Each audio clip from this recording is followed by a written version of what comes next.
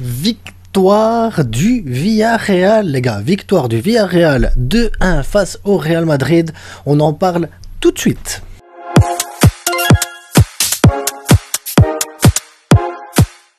Donc cet après-midi, le Real se déplaçait sur le terrain du Villarreal. Villarreal qui n'est pas une équipe facile à jouer. Villarreal qui est une très bonne équipe, les gars. Très bonne équipe du Villarreal qui réalise même un 9 sur 9. C'est la première fois qu'il réalise un 9 sur 9 depuis le début de saison. Donc félicitations déjà au Villarreal aussi pour ça. Et on va parler un peu du Real Madrid. Donc le Real Madrid s'est déplacé là-bas avec un 4-3-3. On avait Mendy, Alaba, Rudiger, Militao en défense. Kroos, Tchouaméni, Modric au milieu et Vinicius, Benzema, Valverde pour l'attaque. Alors, il y a des trucs comme ça où je me dis, le Real Madrid, des fois, ils ont, comment dire, comment expliquer bien les choses sans vexer les gens du Real. C'est, voilà, j'ai trouvé dans cette formation-là que Vinicius était fort esselé à gauche. Après, on est habitué à voir Vinicius faire des débordements, des dribbles et tout ça, à recevoir plein de petites fautes et tout ça. Son jeu, il provoque et tout ça. Benzema, que j'ai pas trouvé exceptionnel, malgré les 2-3 bonnes passes, les bons déplacements qu'il avait. J'ai pas trouvé que Benzema avait été hyper tranchant sur ce match-là. Après, c'est aussi la défense du Villarreal, Raúl Albiol et Pau Torres qui ont vraiment bien défendu là-dessus. Donc on peut pas lui reprocher non plus il peut pas toujours être au-dessus des autres, c'est comme ça. Par contre, Valverde, j'ai trouvé qu'il a joué trop bas pour un ailier droit. Alors on est habitué à voir Valverde aider là, Militao pour défendre. Des fois c'est avec Carvajal qu'il le fait, mais le problème c'est que quand il le fait avec Valverde, après sur l'effort offensif, Carvajal apporte plus que Militao. Militao, on sent bien que c'est pas un défenseur droit, qu'il n'est pas habitué à être à cette position-là. On voit bien le problème sur ce côté-là. Voilà, donc Valverde a plus fait de la compensation défensive avec Militao et ça nuit à l'attaque du Real. Et bien simple, les 2-3 attaques qu'il y a eu pour le Real sur ce côté-là, ça vient de Militao. Et voilà, ça s'est vu que Militao, réellement, c'était le point faible pour moi du Real aujourd'hui.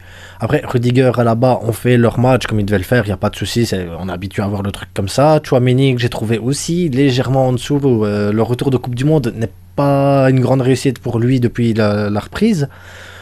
Modric, qui a été bien tenu. Mais malgré tout, on voit bien, hein, voilà, ça joue bien, les déviations, les trucs et tout ça, son extérieur du pied. Enfin, Modric est un joueur que j'apprécie énormément. Et j'ai pris plaisir à le voir là encore aujourd'hui. Quand je le vois avec le Real Madrid, Modric, j'apprécie. C'est un joueur que j'apprécie. J'aurais aimé l'avoir au Barça, ce joueur-là, parce que franchement, il a une manière de toucher la balle. L'expérience et le calme derrière, c'est impressionnant.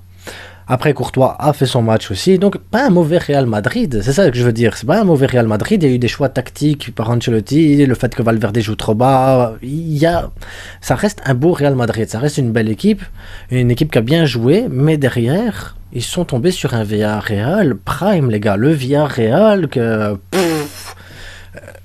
je sais pas, le Villarreal là, contre le Barça, ils perdent. Le Barça, il perd contre ce Villarreal là aussi. Hein. Parce que les mouvements, les trucs, la manière dont ça percutait, la manière de défendre et tout, franchement, Villarreal, c'était impressionnant.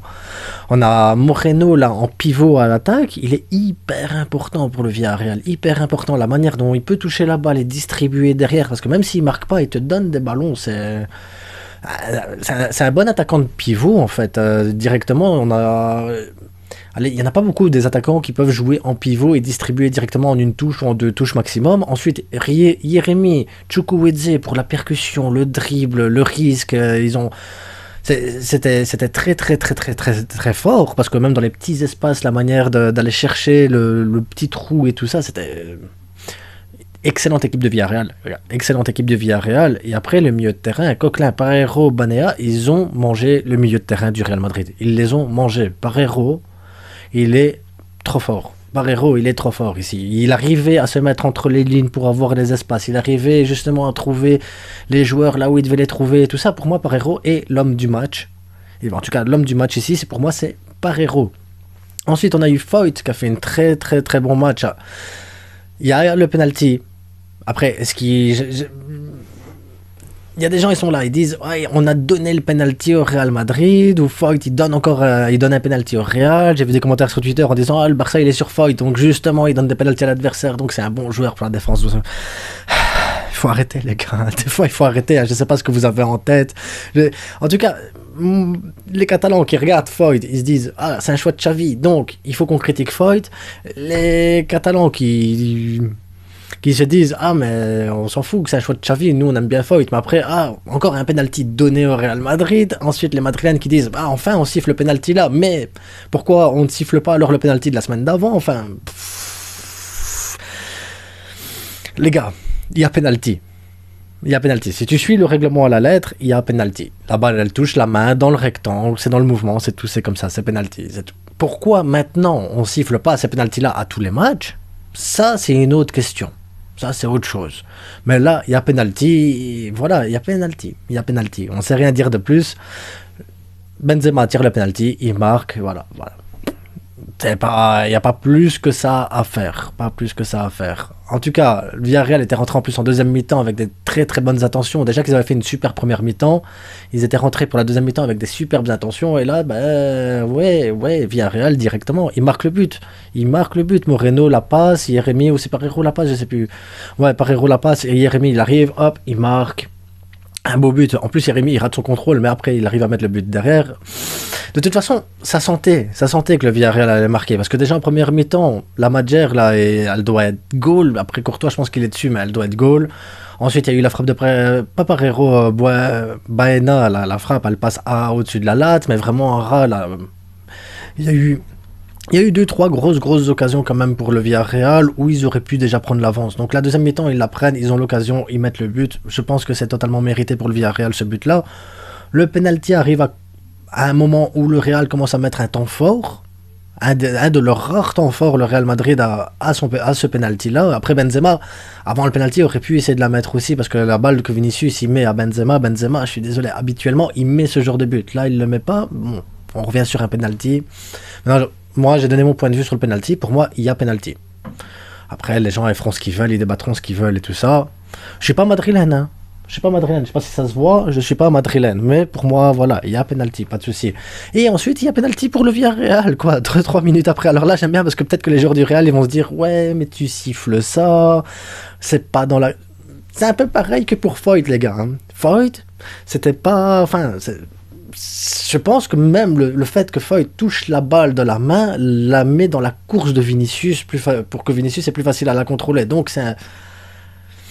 Voilà, maintenant ici, Foyt, il provoque ce penalty, il voit que le joueur il tombe, il voit que la main est au sol, là comme ça, il met la balle sur la main, c'est tout, c'est comme ça. Il y a penalty les gars, c'est le règlement suivi à la lettre. C'est rien faire à ça, donc si ça va d'un côté, ça va de l'autre. Encore une fois, je reviens sur l'idée... Pourquoi la semaine passée on siffle pas le penalty qui aurait dû avoir penalty? Pourquoi on fait pas? Pourquoi les arbitres sont mauvais en Liga? Moi j'ai envie de vous dire pourquoi les arbitres sont juste très mauvais en Liga. Pourquoi la VAR fonctionne qu'une fois sur deux? Pourquoi ça va? On a l'impression que ça va tout le temps dans le même sens. Pourquoi les arbitres ils sifflent pas là alors qu'ils pourraient siffler là? Pourquoi là les gars je peux pas vous répondre, je peux pas vous aider. Pourquoi? On devrait peut-être faire une formation pour tous les arbitres, avoir un règlement très strict, avoir quelqu'un qui est derrière qui check les affaires et qu'on respecte les affaires. Voilà, parce que moi je connais les erreurs d'arbitrage avec le Barça. Hein. Je le vois tous les week-ends. Je le vois, c'est systématique. Déjà demain contre Atlético Madrid, on va voir. Parce que maintenant que le Real a perdu, je suis curieux de voir à quoi va ressembler l'arbitrage demain. Mais en attendant, on est sur ce match-ci. Voilà, pour moi, les pénaltys. Il y a pénalty. Le Villarreal gagne 2-1, c'est mérité. Maintenant, comme je l'ai dit, Real Madrid a bien joué, mais il y a eu des erreurs. Il y a eu un manque de forme de certains joueurs, il y a eu il y a eu des erreurs les gars, les erreurs ça se paye cash en Ligue des Champions. Maintenant t'es pas en Ligue des Champions, t'es en Liga, ici Villarreal jouait chez eux, ils ont pris l'avantage, ils ont gagné. Je pense qu'il n'y a rien de plus à dire que ça. Maintenant, je vais sortir une autre vidéo qui va sortir après, parce que je vais seulement la tourner, j'attendais le match là, pour l'avant-match Barcelone-Atlético Madrid, parce que là, Barcelone, maintenant, dans la tête, psychologiquement, ça va être un autre match, ça va être autre chose. Est-ce que ça va être le match qui va les stresser? Est-ce que ils vont être tendus? Est-ce qu'ils vont aller chercher la victoire? Est-ce qu'ils vont presser?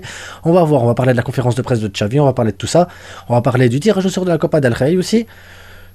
Copa del Rey que le Real va affronter aussi la même équipe du Villarreal, donc je suis curieux de voir aussi ce que ça va donner. Est-ce que Ancelotti va faire tourner comme il a fait tourner contre la D3 ou la D4, je sais plus c'était quoi l'autre match.